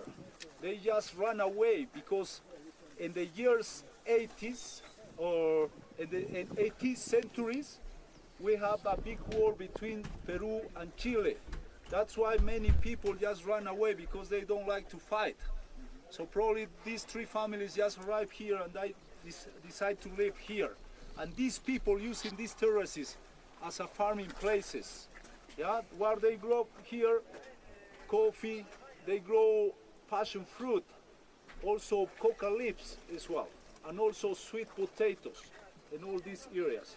So where is these buildings with a thatched roof already rebuilt? The unique thing, the unique original thing there is the walls, but the roofs are the same copy that the Incas made a long time ago. Actually, all this city was totally covered by this thatched roof in that time. Yeah. So all these three families used to live in these buildings, and they just farming here. But look at what is the important place. What is this nice urban sector also? So all these buildings over there, until that time, it was still covered by vegetation. Some of you might have recognized Brian Forrester in that clip, and we'll hear a little more from Brian later on in this video.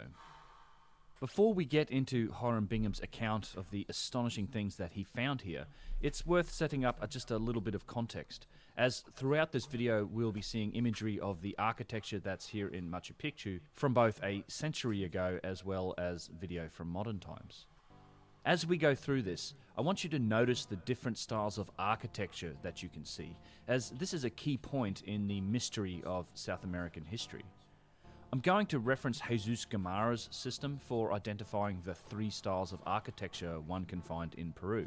Jesus is an author and a researcher whom I've had the pleasure of meeting a couple of times.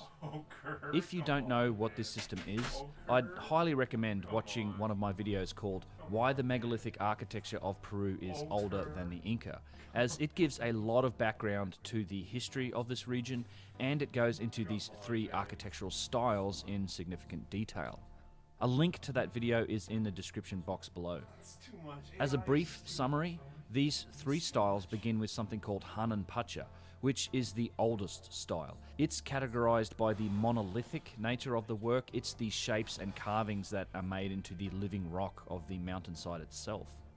This is generally found on the bottom layers of architecture, and it visually appears to be the oldest form of work.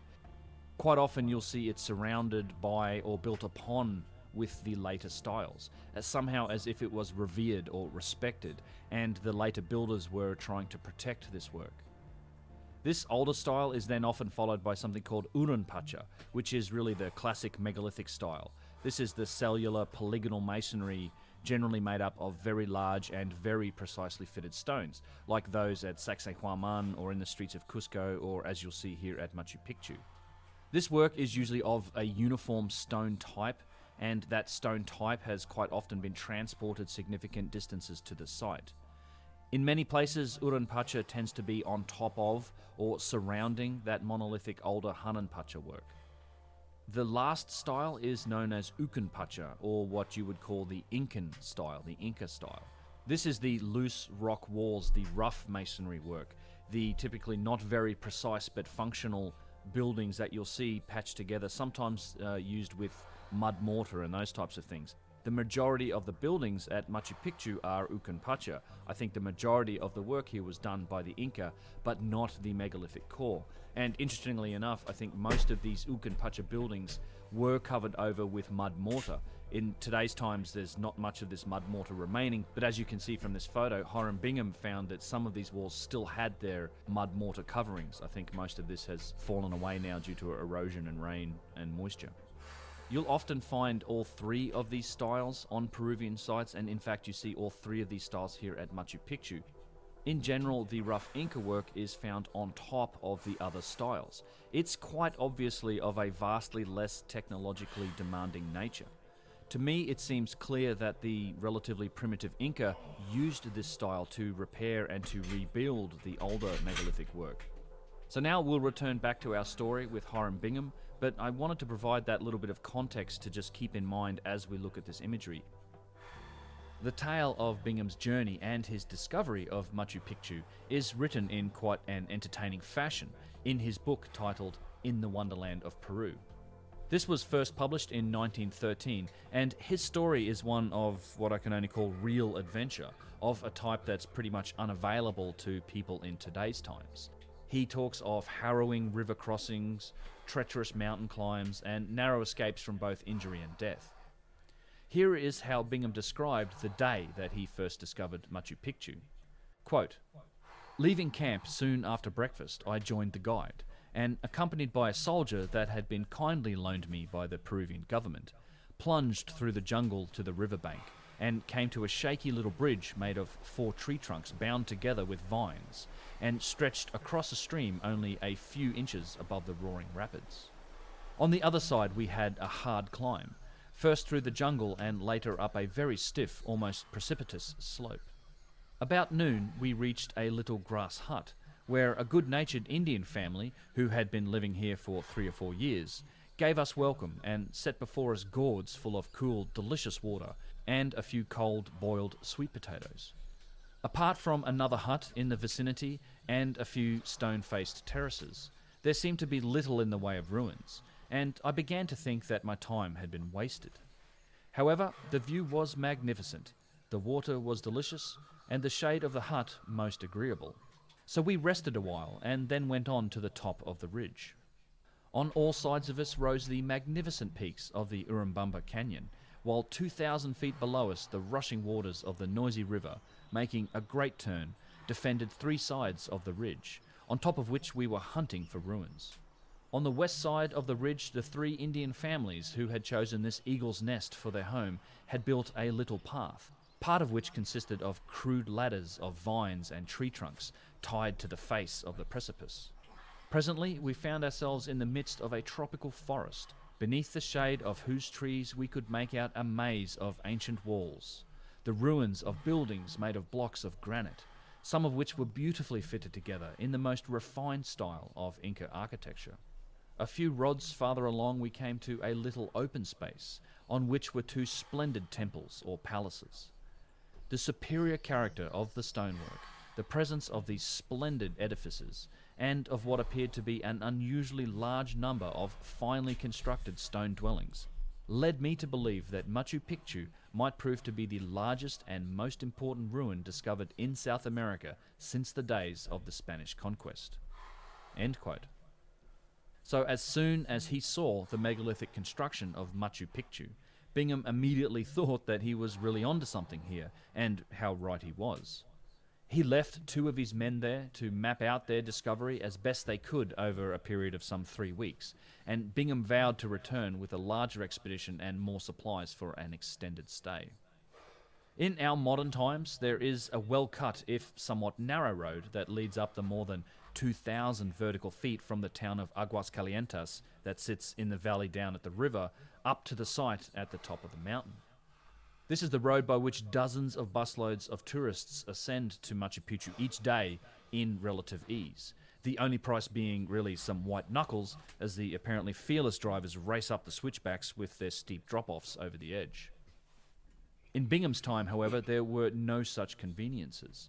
He and his crew had to quite literally cut their way through the jungle and carve steps and switchbacks into the steep slopes such that their human porters could transport their supplies up to the site.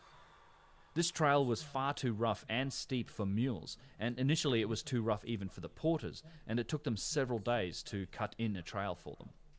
Here Bingham describes some of the fun that he had trying to create this route up the hill. Quote, "There were many places which were almost vertical, in which we had to cut steps. Up these places we now made zigzags, so that there was comparatively little difficulty in climbing.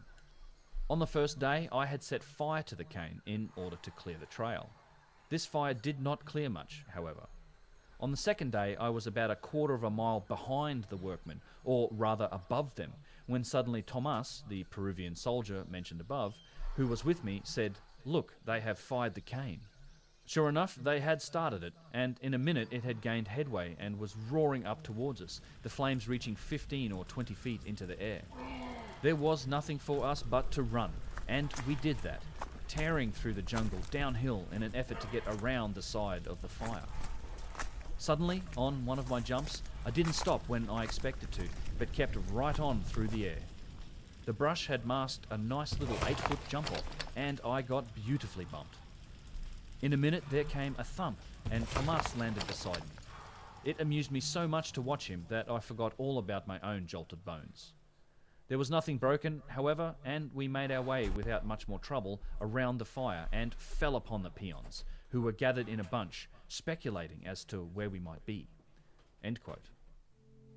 Along with cutting in the trail to Machu Picchu, Bingham also had to rebuild the bridge that was crossing the Urubamba River, as the bridge he'd used in the previous year had been destroyed in the seasonal flooding. He dedicates a couple of pages in his book to the difficult task of rebuilding this bridge, such that his porters, who had to carry things like 60-pound boxes of food, could cross the river. In fact, at other rivers and other crossings on his expedition, he had to use barges and actually swim his mules across the river. I want to mention these river crossings for a specific reason, and that is to reinforce the just immense difficulty in moving heavy loads across terrain, the likes of which you find in the Andes mountain range. It's one of the reasons why I find these megalithic works in many of these places to be just so utterly astonishing. The stones that make up part of the core masonry on these sites has been transported several kilometers or more, and we know in a lot of cases where their quarries are, and it's across very difficult terrain that these stones have been moved in order to put them into the places that we find them today. Ollanta Tambo is perhaps the best example of this. These huge granite blocks that make up the megalithic core of the site, they're found today on the top of what is a very steep mountain, and they weigh around 50 tons, some of them up to 80 tons each. The quarry for these stones lies far up on the high slopes of a neighbouring mountain, and you can see Graham Hancock pointing to the quarry for these stones in this image. These blocks had to first be quarried out of the ground, then moved down what is a really steep hill, transported across a rapid and very dangerous river, and then lifted up another very steep mountain to the top and installed in place. It's quite an achievement. There's even a huge stone from this granite quarry that's been left on the road down from Ollanta Tambo. Or rather, a better way of saying it is that the road was actually built around this stone, because we certainly weren't moving it for a road. So you can contrast this to the fact that only 100 years ago, in Hiram Bingham's time, we found it quite difficult to cross the very same rivers with 60-pound loads on our backs. It certainly adds a little perspective to this when you see this type of work in the Andes mountain range, at least for me.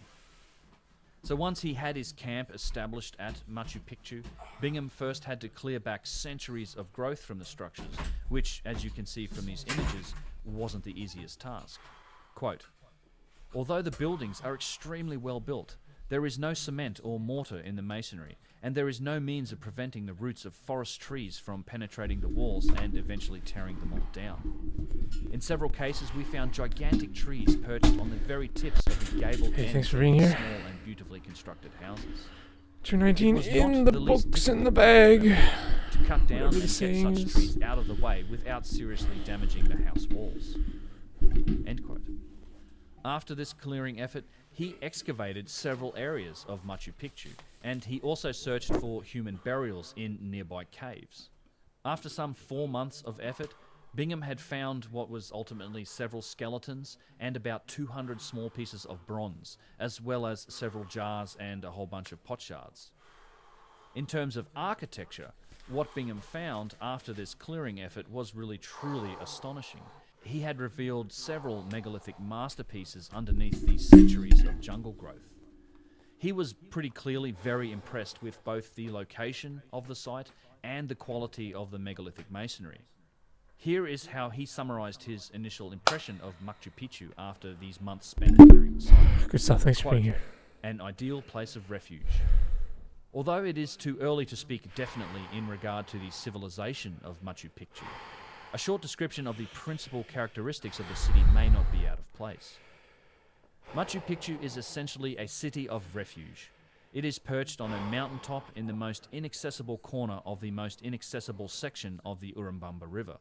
So far as I know, there is no part of the Andes that has been better defended by nature. A stupendous canyon, where the principal rock is granite and where the precipices are frequently over 1,000 feet sheer, presents difficulties of attack and facilities for defense second to none. Here, on a narrow ridge, flanked on all sides by precipitous or nearly precipitous slopes, a highly civilized people, artistic, inventive, and capable of sustained endeavour, at some time in the remote past built themselves a city of refuge. Since they had no iron or steel tools, only stone hammers, its construction must have cost many generations, if not centuries, of effort.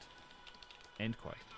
Bingham's impression of how long it might have taken to build Machu Picchu is an important thing to keep in mind, particularly as we're now turning to an investigation of how we date and relate Machu Picchu